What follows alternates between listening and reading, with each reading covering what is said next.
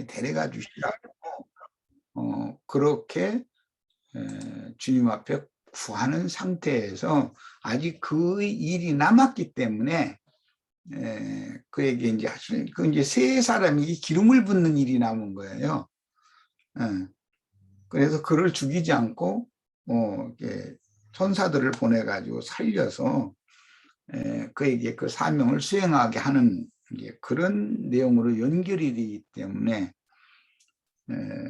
이것은 무엇이다라고 이렇게 단적으로 말할 수는 없어요. 그러나 이제 내가 영감으로 말하기는 이스라엘에서는 이게 그 광야에 흔한 그런 이제 그 화목 종류에 들어가는 나무이니까 나무라는 건 항상 영적으로 구태해서 그러자면 인성을 말하는 거기 때문에 엘리야 자신이 하나님 앞에 나는 하나님 앞에 아무 짝에도 쓸데가 없는 뭐 이제 인생 수완도 다 된 것 같고 이대로 그냥 데려가 달라고 할 때 꼭 로뎀나무와 연결을 시켰기 때문에 엘리야가 자신을 이렇게 화목에 지나지 않는 것으로 하나님 앞에서 비하한 것이 아닐까 이렇게 생각해 볼 수는 있는 것 같아요.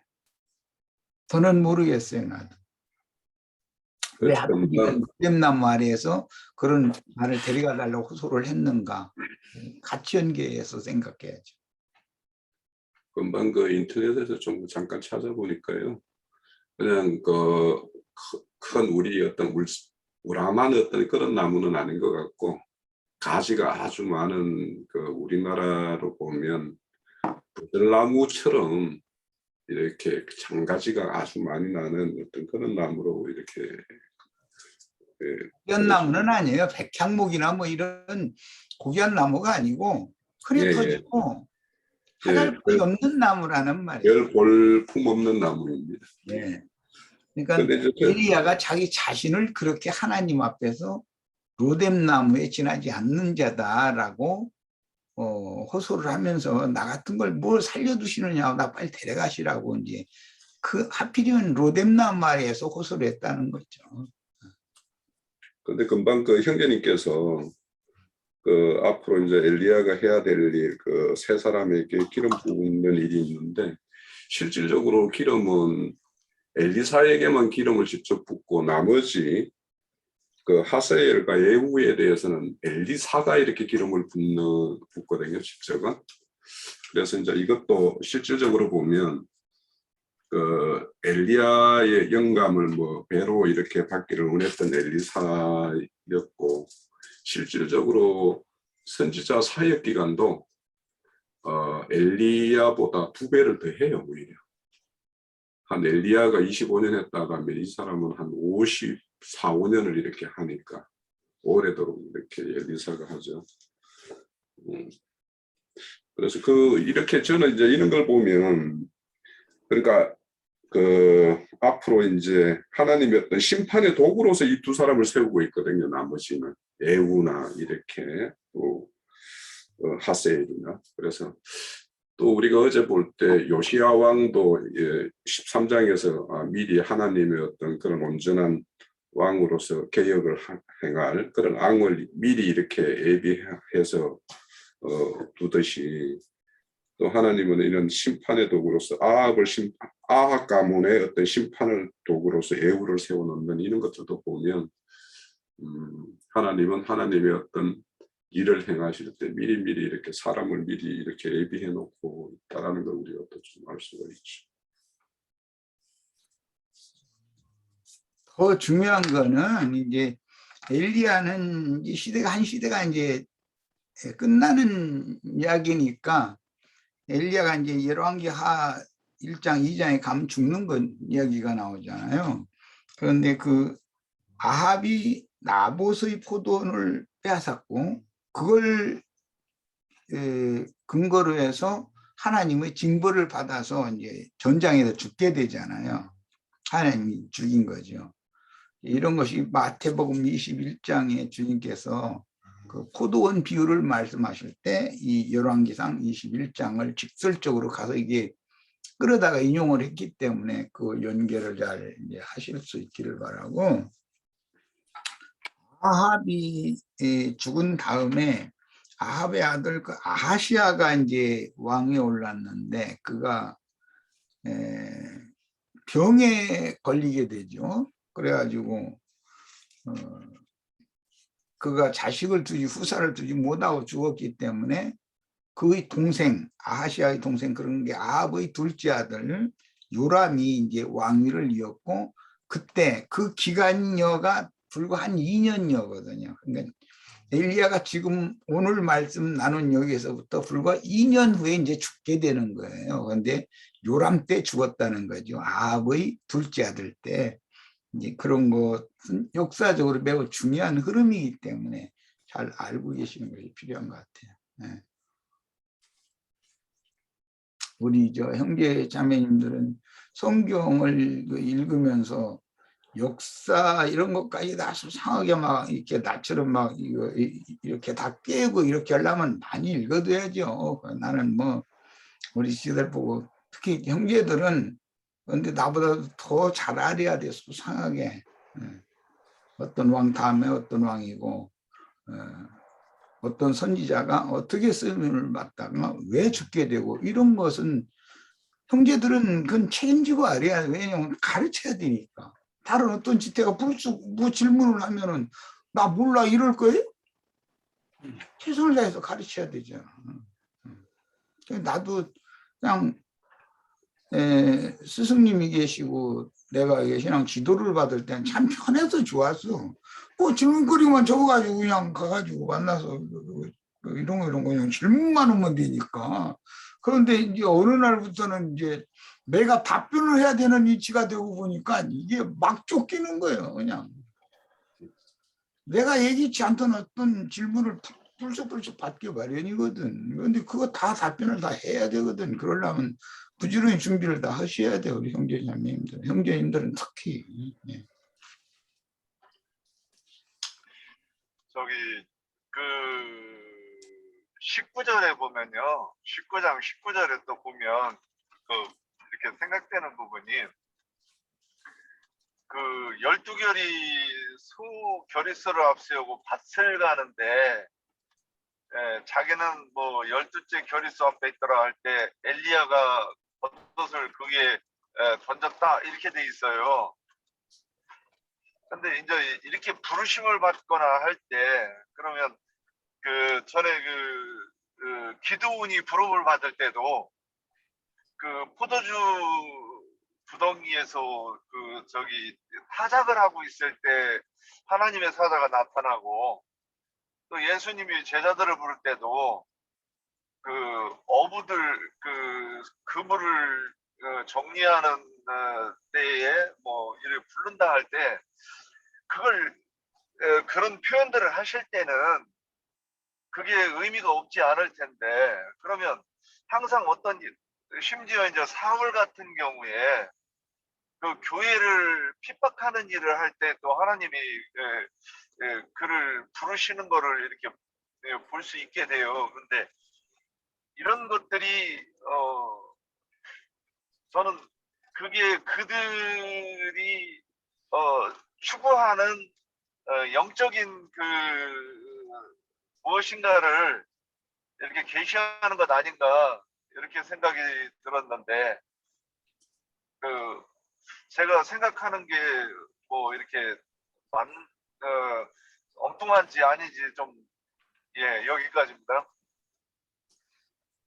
이런 거는 이제 저는 이런 생각이 들어요. 형제님 말씀하시니까 어찌 보면 신학교에 가서 훈련병 중에서 그 훈련병 중에서 훌륭한 사람을 불러가지고 쓰면 될 것 같은데 그 하나님이 부르시는 거 보면 아주 일반의 어떤 그 일상의 일을 살아가는 사람들 중에 이렇게 불러서 딱 쓰시거든요. 그래서 오늘날 우리가 이제 그 신학교를 그 뭡니까 무적행의 항충배를 이렇게 길러내는 거다라고 우리가 뭐 예를 들어서 그렇게 생각하듯이 그러니까 하나님은 이렇게 뭐 어째 보면 아주 그 평범한 사람들의 어떤 삶 속에서 그 어떤 인생 속에서 그 사람을 이렇게 훈련시키고 경험케 하고 그렇게 하다가 어떤 결정적인 순간에 이렇게 불러서 사실은 이때 엘리사를 불러서 2년 정도를 같이 이렇게 사역 겹치는 기간이 2년인가 있어요. 지금 아까 형제님이 말씀하셨듯이 이 엘리사를 불러서 그러니까 어찌 보면 이제 2년 동안은 이제 직접적인 어떤 훈련을 이렇게 시켜서 이어서 이렇게 할 수 있도록 이렇게 사람을 이렇게 배출하는 것이 아닌가 이런 모습도 좀 보이네요. 그 부분이 그래서 저는 베드로가 또 요한 세베대 아들 요한들이나 보면 그물을 정리하고 그럴 때라고 할 때 그들을 어부로 보고 그들이 전도자들이었다는 것을 말하는 것 아니었는가 이런 생각을 언뜻 해가면서 이렇게 보았어요. 그래서 거기서 일하는 게 뭐 일상에 하는 거를 이게 중요하지 않았으면 저는 성경에 기록하지 않았을 거다 저는 이렇게 생각을 해요. 그런데 그거를 이렇게 했을 때는 여기에도 뭔가 말씀하시고자 하는 게 있는데 그러면 사울도 자기가 이게 하나님의 섬기는 거라고 생각을 했기 때문에 예수 믿는 자들을 쫓아다니면서 이 이단 괴수들을 없애고자 하는 그런 열망 때문에 그랬는데 그 중심이 속아서 어떤 그 진리를 몰라서 그러는 거지만 그런데 그 중심에 하나님에 대한 열망이 있는 거를 있는 그 사울을 부르신 것 아닌가. 저는 그러니까 항상 하나님이 어떤 분인가 구하고 찾고 하는 사람들을 부르시는 것 아닌가. 이 말씀이 나를 찾는 자가 나를 만나고 나는 그 말씀이 이렇게 또 연결이 되면서 어떤 이런 생각들을 이렇게 좀 하게 됐는데 더 길어봐야 뭐 영향가 없을 것 같고 하여튼 여기까지. 하나님이 쓰는 사람은 모세가 만약에 바로 궁전에서만 계속 있었으면 그 사람이 이스라엘을 인도하는 양 목자로서 합당치 않으니까 미디안 계곡에 가서 40년을 살다가 그 양치는 거 뭔가를 배우게 해가지고 거기에 합당한 사람이 되게 해서 이렇게 불러쓰지 않았겠어요?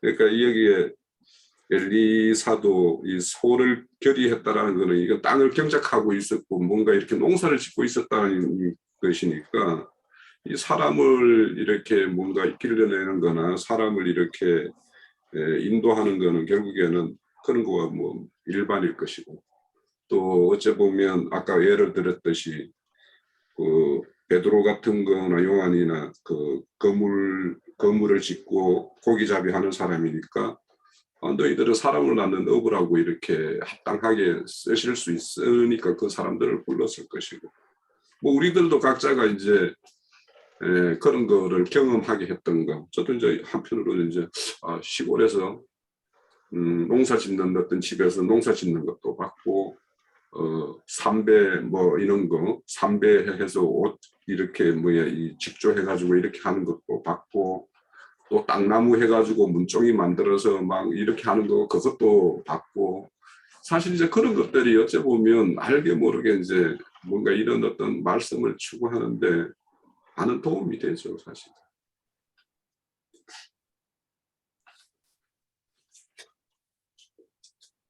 그것도 아까 이제 바울 사도 같은 경우도 이방인의 어떤 그룹으로 쓰려고 그러니까 미리 이방 땅에서 태어나서 거기에서 공부시키고 거기서 자라게 한 다음에 하나님 말씀을 배우러 이렇게 오히려 이제 말씀 있는 쪽으로 유하고 오게 해가지고 그 사람을 그렇게 키워서 또 그 일을 하게 하고 그러니까 하나님이 이제 사람을 쓰고 하고 길러내는 것이 기묘자죠. 그러니까 그래서 오늘 말씀 중에 보면 그 엘리야가 로뎀 나오면서 이런 고백을 해요. 내가 열심히 특심이 있다 이렇게 해요. 그런데 바울도 그 연장자들보다도 더 열심히 있었던 사람이라고 이렇게 고백을 하는 걸 보면 하나님은 하나님을 열심히 있는 사람들을 부르시지 않는 것, 그러기에 이런 모습들로 성경에 묘사된 것이 그런 것 아닐까, 하여튼 그런 생각이 자꾸 들었습니다. 예. 자, 오늘 이제 시간이 어느 정도 됐으니까 형제님 뭐 혹시 마무리로 이렇게 하실 말씀 있으시면 마무리하시고 마치죠. 특별히 할 얘기는 없는데요. 주님께서는 각자의 삶의 현장에, 직업은 다양한 거죠. 뭐 오늘 엘리사는 농부였어요. 농사 현장에 하나님의 사람 엘리야를 보내서 겉옷을 입혀줬다, 던져줬다고 그랬는데, 엘리야의 인생을 이어갈 그 사명의 위임을 엘리사에게 맡겼다는 말이죠. 뭐 또 누구는 이제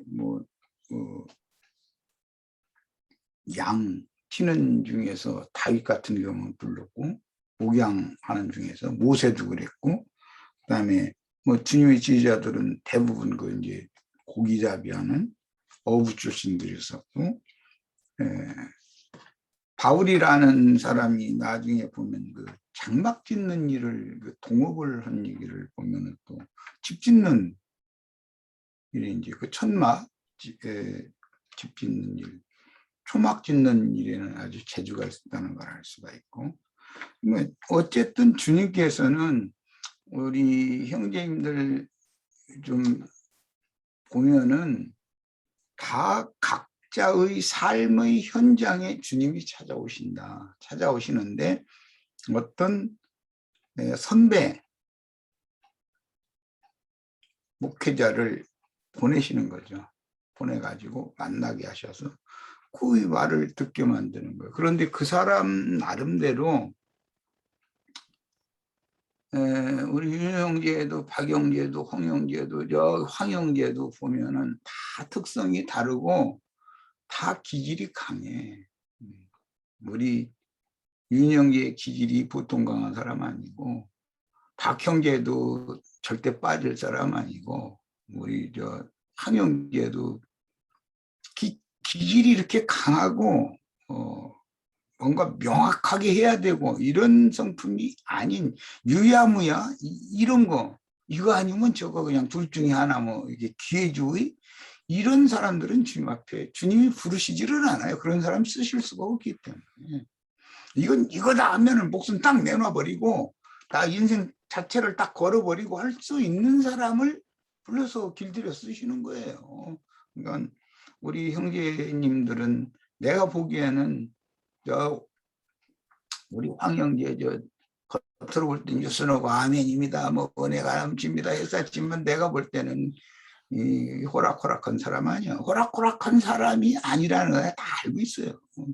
그런데 이제 세상 교육의 어떤 뭐 목회자나 어떤 사람들은 사람을 잘못 모르고 그냥 무르목에 생각하고 그냥 자기 맘대로 막 주물르면 될 걸로 생각하고 그 큰 착각하는 거예요. 난 그래서 우리 형제 자매님들 내가 좌지우지하려고는 않잖아요. 주님께서 알아서 할 거니까.